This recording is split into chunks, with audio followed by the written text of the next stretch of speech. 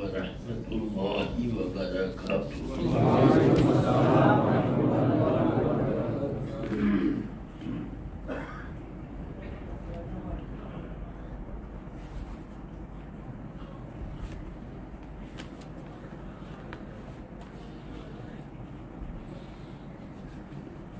سبحان اللہ والحمد للہ ولا الہ الا اللہ واللہ اکبر وصلی اللہ تعالی وسلم وبارک علی سیدنا محمد وعلی آلہ الکرام واصحابہ الکرام،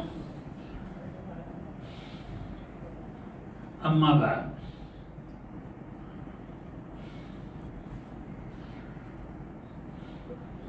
ایک بار آپ تمام حضرات درود شریف کا ورد کر لیں۔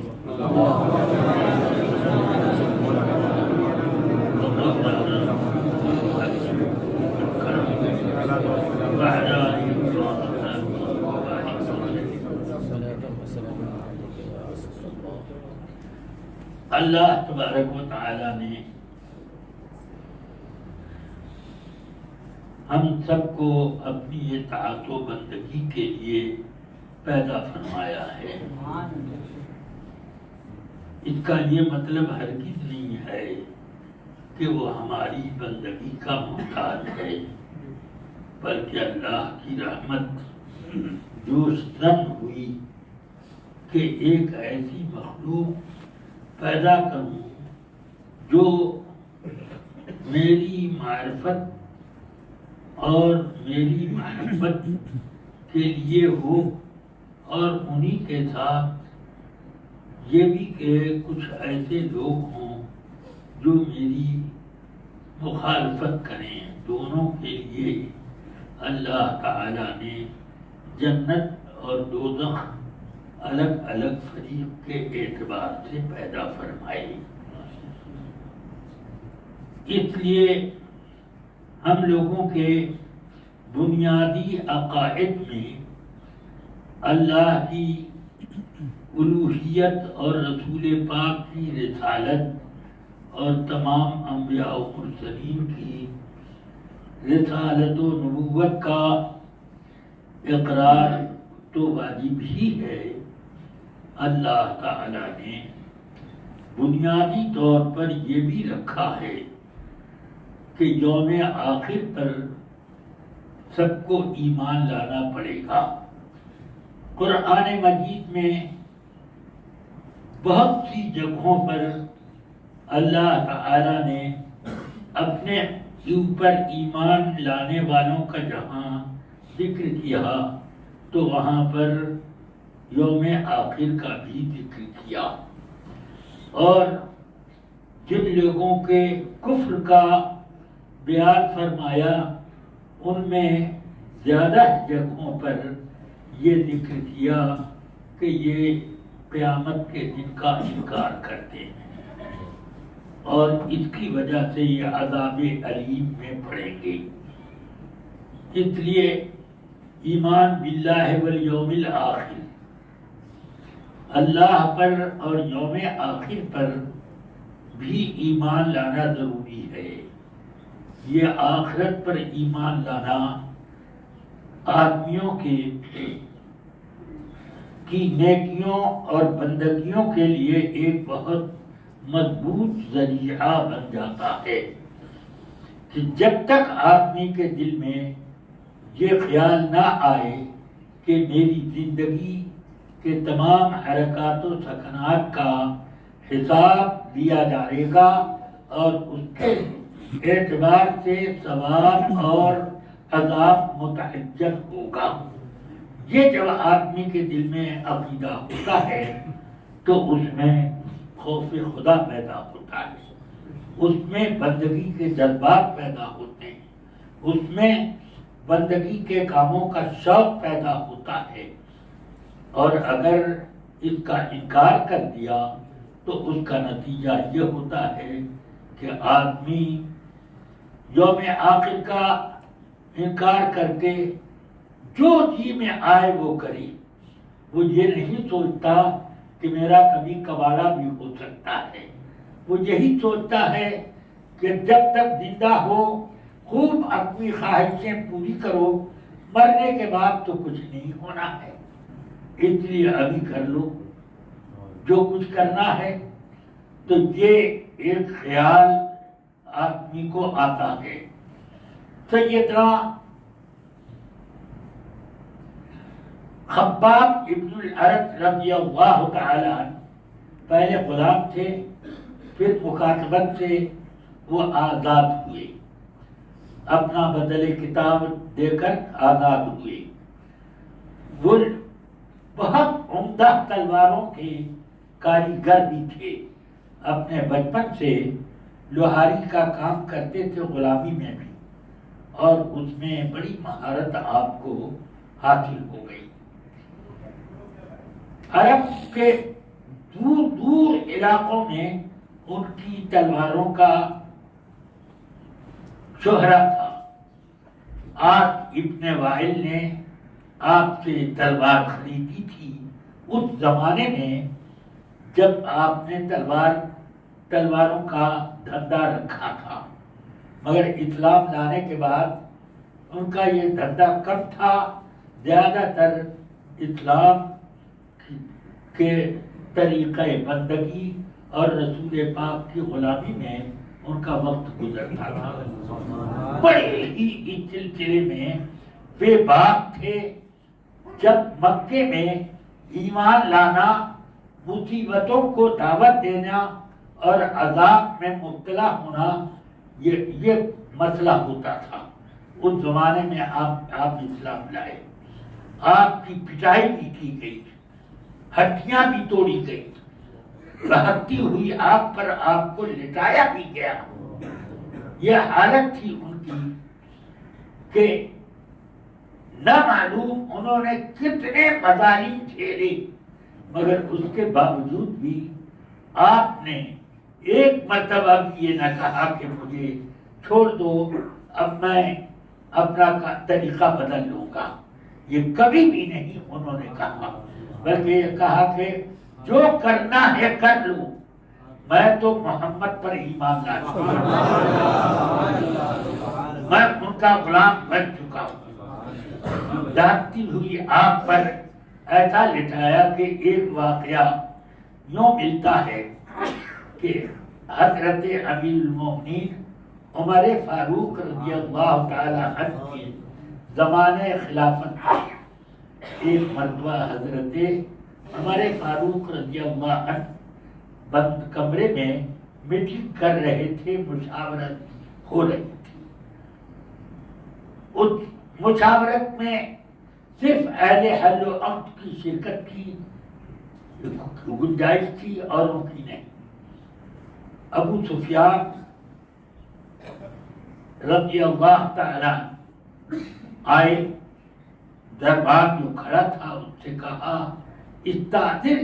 استأذن امیر المؤمنین لأبی سفیان و اصحابہ، جاؤ امیر المؤمنین سے ابو سفیان اور ان کے دوستوں کے لیے اجازت حاصل کر کے لاؤ کہ ہم لوگ اندر آئیں۔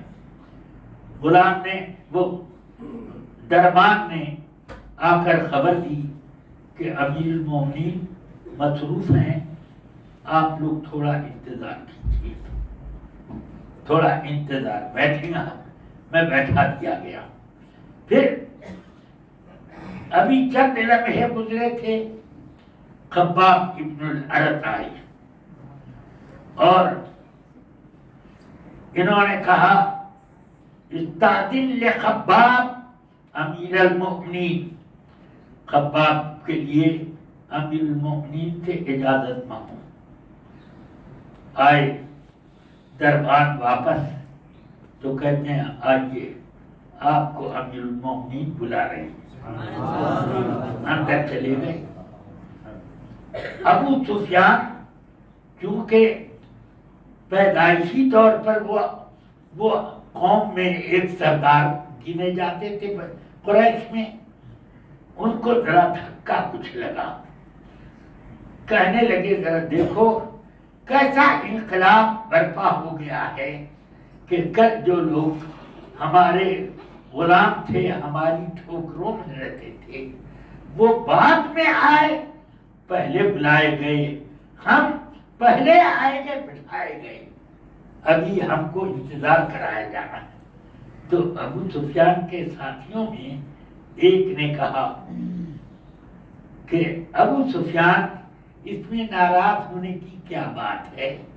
سنو، اسلام نے فاران پر سے سب کو ایک ساتھ بلایا تھا، جو پہلے آیا دربار میں پہلے بلایا گیا، اور جو انتظار کرتا رہا اس کو انتظار میں بیٹھایا گیا۔ تو اتنے ناراض ہونے کی کیا بات ہے؟ مگر حضرت عمر فاروق رضی اللہ تعالیٰ تو بڑے ذہین دور اندیش تھے، انہوں نے سمجھ لیا کہ ابو سفیان کو ضرور اس سے دھکا لگے گا کہ خباب کو میں نے پہلے بلایا، تو انہوں نے کہا جاؤ اپنے دربار سے ابو سفیان وغیرہ کو بھی بلا لاؤ۔ اب وہ بھی آ گئے، تو حضرت عمر نے خباب ابن الارت کو سامنے بلایا، خباب ادھر آؤ، اپنا کرتا اتارو، کرتا اتارو۔ اب کرتا اتارا تو جگہ جگہ جلے ہوئے چمڑے کا چمٹا ہوا، ہڈی کہیں کہیں جھلکتی ہوئی ہے، اور چوب رہے ہیں حضرت عمر فاروق اس کو۔ خباب میں تیرے اوپر قربان، تو نے دین اسلام کے لیے کیسی کیسی قربانیاں دی، کیسی کیسی تو نے قربانیاں دی ہیں۔ ذرا اب یہ صرف یہ دکھانا تھا کہ ابو سفیان تم تو آرام کے زمانے میں اسلام لائے ہو، مگر جب اسلام پر آفتیں آ رہی تھی اس وقت کا اسلام لانے والا یہ شخص، سمجھ گئے؟ تو یوم آخر پر ایمان لانا۔ آج ابن وائل کی اسی زمانے جاہلیت میں انہوں نے ایک تلوار بڑی شاندار بنائی، پیسہ دینے تلوار دے دی، کہا پیسے کا بعد میں دوں گا، نہیں دیا، اسلام بھی لے آئے، نہیں دیا۔ پھر آج ابن وائل کے پاس ایک مرتبہ آئے، ہجرت سے پہلے کا واقعہ ہے، آ کر کہتے ہیں آج ابن وائل میری تلوار کا پیسہ کب دو گے؟ دو تو کہ میں دوں گا، کب دو گے؟ سنتے ہو، اگر آج نہیں دو گے تو قیامت میں تمہیں ایسے پکڑوں گا کہ تم کو کچھ نہیں سمجھ میں آئے گا۔ قیامت آئے گی، چل قیامت آئے گی تو وہیں پر لے لینا۔ تو آیت قرآن عظیم کی اتری اس سلسلے میں کہ یہ آخرت کا انکار کرتا ہے، ہم اس کی پکڑ اس پر اس وقت ایسی کریں گے کہ یہ اپنے آپ کو سنبھال بھی نہ پائے گا۔ تو اس لیے رفیقان ملت، عزیزان گرامی، آخرت کا تصور انسان کو گناہوں سے بچانے اور اللہ و رسول سے عقیدت رکھنے پر مجبور کرتا ہے۔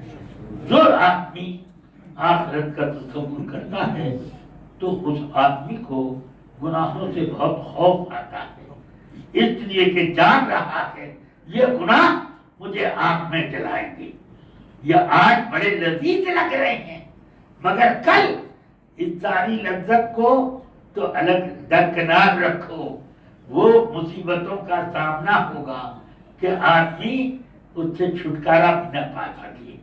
تو اس لیے حضرت رسول پاک صلی اللہ علیہ وسلم بھی لوگوں کو قیامت کا وقت یاد کہ اس کی یاد بہت دلایا کرتے۔ تو مجھے عرض یہ کرنا ہے کہ ہم لوگوں کو ضروری ہے کہ موت اور قیامت کا تصور خوب مضبوط کریں اور اس کے عقیدے کو ہر وقت زندہ رکھیں.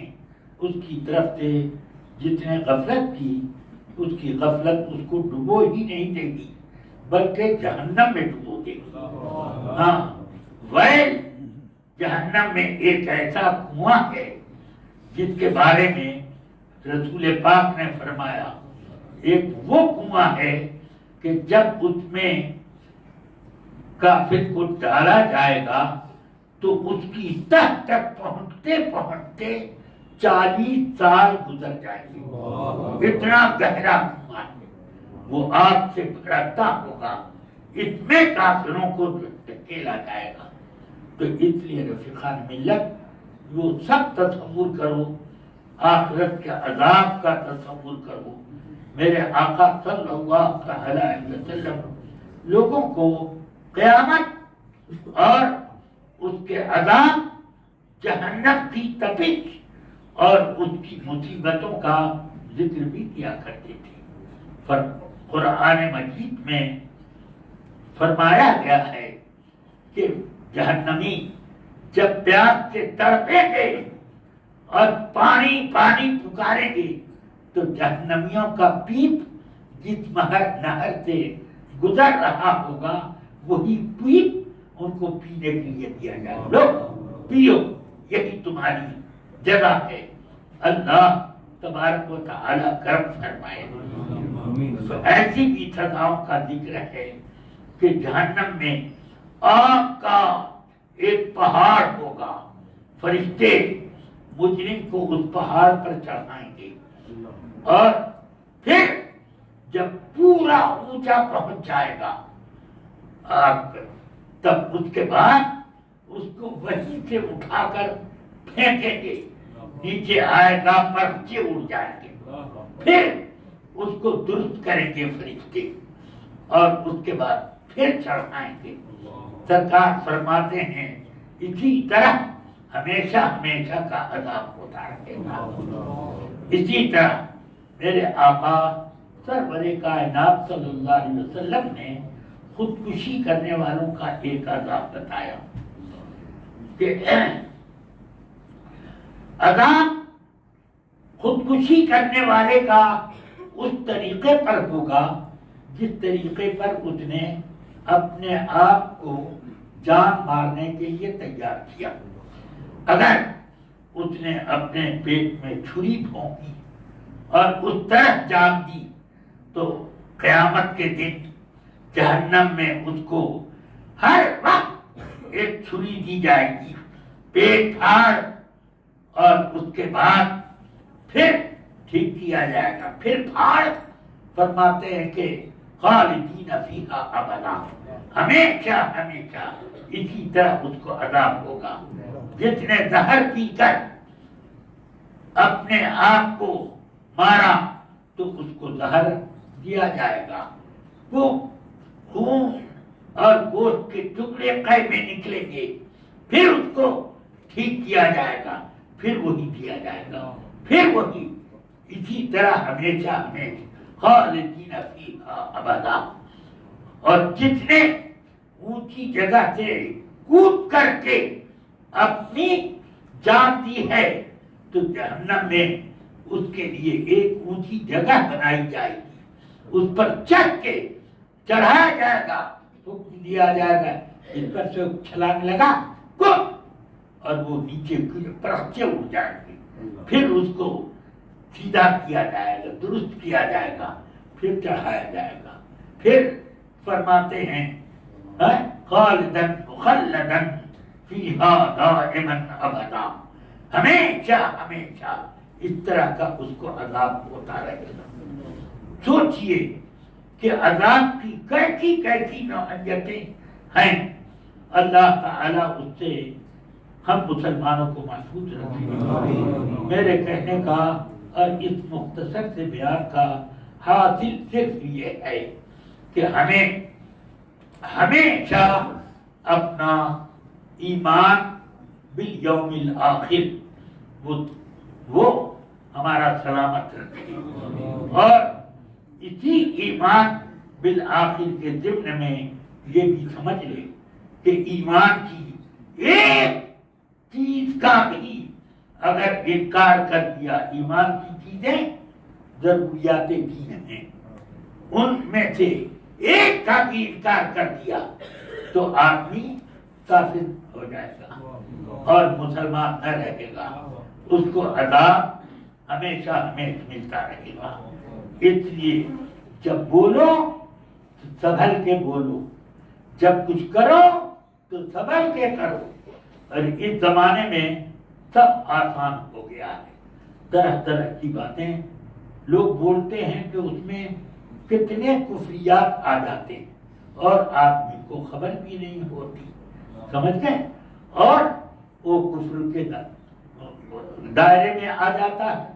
کام کرنے میں بھی آج کل تو حکومتیں بھی باقاعدہ اس بات کی کوشش کر رہی ہیں کہ ہم اپنے ایمان سے کچھ دور ہوتے جائیں، دور کیا جائے۔ جو بھی شعبہ کو دیکھو اس میں کچھ ایسے کام ضرور داخل کر رہے ہیں جس سے خالص کفر داخل ہوتا، ایسے کام داخل کیے جا رہے ہیں، سمجھ گیا؟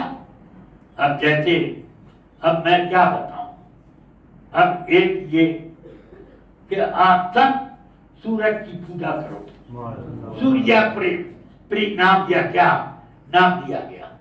اب وہ شہرت یہ دی جا رہی ہے کہ یہ کیا چیز ہے، ورزش ہے، ورزش ہے۔ یار ورزش سال میں ایک ہی مرتبہ ہوتی ہے، ایک ہی دن ہوتی ہے، ورزش کی کوئی تاریخ مقرر ہے؟ آدمی کے ایکسرسائز اس کے حساب سے کرنی پڑتی ہے۔ کیا یہی ضروری ہے کہ ایک تاریخ متعین ہو جائے اور اس میں جو ورزش کا طریقہ ہو، وہ طریقہ کہ جو بندگی کا طریقہ ہوتا ہے وہ اختیار کیا جائے؟ یہ کیا بات ہے؟ یہ آدمی کو غیر شعوری طور پر کفر و الحاد میں داخل کرنا۔ اس طرح کی بہت سی باتیں ہیں جن کو میں کچھ جانتا ہوں، کچھ بھول گیا ہوں، مگر میں جانتا ہوں یہ کہ ان سب کا مقصد یہ ہے۔ اس لیے آپ لوگ اپنے ایمان کو بچانے کی فکر کریں اور اس پر مضبوطی سے توجہ دیں۔ اسی طرح آج کل ایک چیز چل رہی ہے کہ اب یکساں سول کوڈ ہے، تو یہ یکساں سول کوڈ کیا ہے؟ ہم تو ایک چیز جانتے ہیں کہ جو اللہ نے ہمارے نجی قوانین رکھے ہیں اس کی مخالفت کرنا کفر ہے، اور اس کی مخالفت نہیں کی مگر عمل اس کے خلاف کیا تو کم سے کم آدمی فاسق تو ہوتا ہے۔ تو اب ایسے کاموں کو بھی اس میں داخل کیا جا رہا، اسی لیے اس کا مسودہ گورنمنٹ کسی کے سامنے پیش نہیں کر رہی، سمجھ گیا؟ کہ کیا ہے وہ لا سامنے مانا جا رہا ہے مگر وہ پیش کرنے سے انکار نہیں، وہ منظور کر دیا جائے گا، منظور کر دیا جائے گا۔ ایسے بند ڈبے میں رکھے رکھے منظور کر دیا جائے گا۔ یہ اس کا مطلب کیا ہے؟ آپ اللہ کے اس حکم سے انکار کریں جو طلاق نکاح کے بارے میں ہے، اس سے آپ مڑ جائیں۔ حالت کیا ہوتی ہے؟ ہوتی کیا ہے؟ 3 طلاقوں کا ایک مسئلہ چھڑ گیا، اب عورت اور مرد میں جنگ ہو گئی، عورت اٹھی جا کے کورٹ میں یا پولیس میں ڈائری دے دی کہ اس نے مجھ کو 3 طلاقیں دے دی۔ اب پولیس کو ابھی تو سمجھنا نہیں ہے کہ یہ سچ بول رہی ہے کہ جھوٹ، بس لاؤ بند کرو۔ اب ذرا سوچو، یہ عورتوں نے جھوٹا جو کیس دائر کیا ہے صرف اسی قانون کی بنیاد پر تو ایک ایسا کام کیا ہے کہ اس نے حرام کو حلال اور حلال کو حرام کرنے کی جدوجہد کے ہیں. اب اس کے ایمان کا تم جائزہ لو کہ اندر سے وہ کیا ہے, اس کا باپ اور اس کی ماں کیا ہے, اس کا جائزہ لو. اس طریقے کے قوانین اس میں بھی ہوں گے.